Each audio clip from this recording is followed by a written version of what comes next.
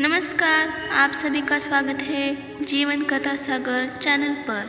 आज शनिवार है। शनिवार के दिन भगवान शनिदेव की पूजा की जाती है। भगवान शनिदेव की पूजा करने से वे प्रसन्न होते हैं और भक्तों के कष्ट दूर करते हैं। जिनकी कुंडली में शनि दोष, शनि की 7.5 ठिया होती है, उनको शनिवार का व्रत जरूर करना चाहिए और शनिवार व्रत कथा पढ़नी चाहिए। शनिदेव के इस कथा का श्रवण करने से सभी कष्ट दूर हो जाते हैं और शनिदेव की कृपा प्राप्त होती है। तो चलिए जानते हैं शनिदेव की कथा। एक समय की बात है, 9 ग्रहों के बीच श्रेष्ठता को लेकर विवाद हुआ। सभी ग्रह देवराज इंद्र के पास पहुँचे और उनसे कहने लगे कि हमें यह फैसला सुनाइए कि हम 9 ग्रहों में से श्रेष्ठ कौन है। तब देवराज इंद्र ने इस समस्या का समाधान करने के लिए सभी ग्रहों को राजा विक्रमादित्य के पास भेज दिया। यह कहकर कि पृथ्वी पर इस समय बहुत ही न्यायप्रिय राजा विक्रमादित्य उज्जैन में राज्य करते हैं। आप उनके पास ही यह प्रश्न लेकर जाइए। सभी ग्रह राजा विक्रमादित्य के पास पहुँचे कि यह बताइए कि हम सभी ग्रहों में श्रेष्ठ कौन है। ग्रहों के इस प्रश्न को सुनकर राजा विक्रमादित्य सोच में पड़ गए, क्योंकि किसी को भी छोटा बताया तो वह नाराज हो जाएंगे। राजा ने प्रश्न का उत्तर देने के लिए एक युक्ति निकाली। राजा विक्रमादित्य ने 9 धातुओं के 9 अलग अलग सिंहासन बनाए। सभी ग्रहों को इन पर बैठने के लिए कहा और साथ ही यह भी बताया कि जो अंत में बैठेगा वह छोटा होगा। सबसे अंत में लोहे का सिंहासन होने के कारण शनिदेव सबसे अंत में बैठ पाए। शनिदेव को लगा कि राजा विक्रमादित्य ने उनके साथ छल किया है और वह क्रोधित हो गए। राजा विक्रमादित्य की 7.5 आई तो एक दिन शनि महाराज घोड़े के व्यापारी बनकर विक्रमादित्य के पास आए। राजा विक्रमादित्य ने एक घोड़ा पसंद किया और उस पर सवार हो गए। यहीं पर विक्रमादित्य शनि के फेरे में फंस गए। घोड़ा राजा विक्रमादित्य को घने जंगल में ले जाकर गायब हो गया। राजा विक्रमादित्य भटकते हुए एक नगर में पहुँचे। वहाँ एक सेठ की दुकान पर राजा ने जल पिया और विश्राम करने लगा। संयोगवश उस दिन सेठ की अच्छी कमाई हुई। सेठ को लगा कि यह व्यक्ति उसके लिए भाग्यशाली है और उस पर दया करके अपने साथ घर ले आया। जब सेठानी भोजन लगा रही थी तब अचानक राजा ने देखा कि सामने की दीवार पर खूंटी में हार लटका है, जिसे दीवार निगलता जा रहा है। सेठ को लगा कि खूंटी पर लटकता हार इस अपरिचित ने ही चुराया है, तो उससे हार के बारे में पूछने लगा। राजा विक्रमादित्य ने अपनी असला परिचय छुपा लिया और खुद को विका का नाम उज्जैन निवासी बताया। इसीलिए सेठ को जब विका ने बताया कि हार दीवार निगल गया है तो उसे यकीन नहीं हुआ और उसने राजा से हार चोरी की शिकायत कर दी।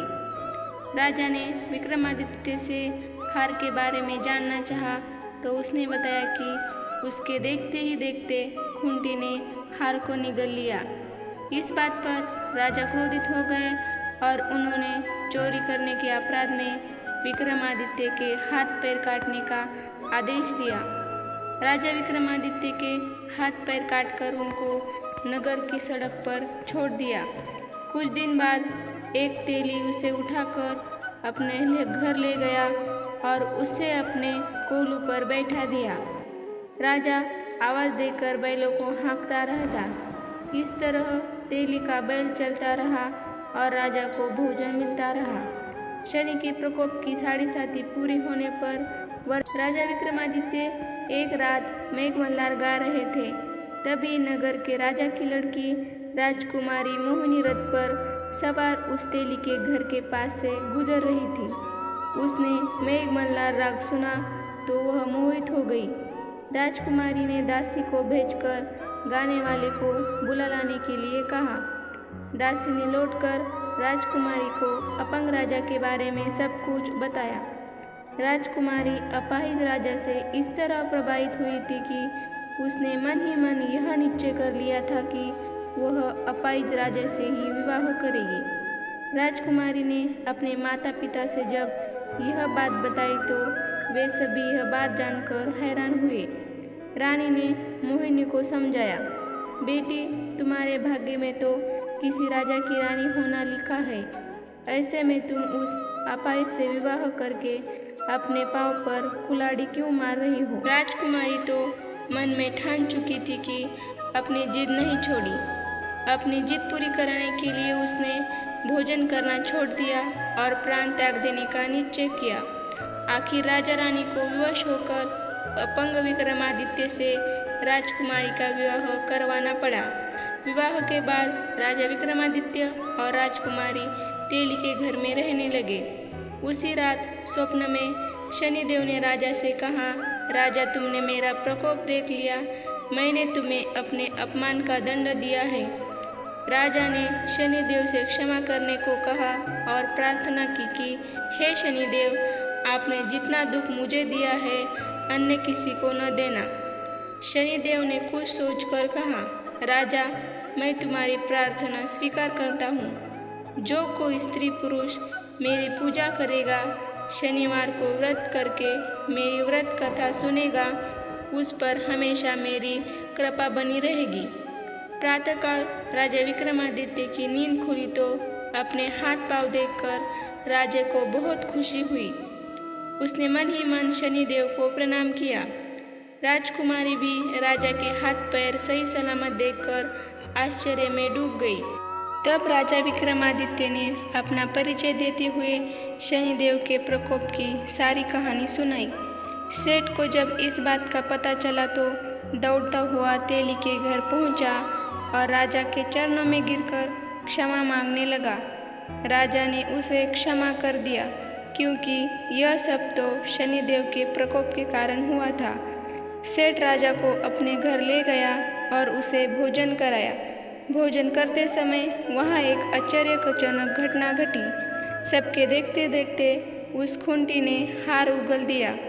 सेठ जी ने अपनी बेटी का विवाह भी राजा के साथ कर दिया और बहुत से स्वर्ण आभूषण, धन आदि देकर राजा को विदा किया। राजा विक्रमादित्य राजकुमारी मोहिनी और सेठ की बेटी के साथ उज्जैन पहुँचे तो नगरवासियों ने हर्षपूर्वक नगर की सीमा पर ही उनका स्वागत किया।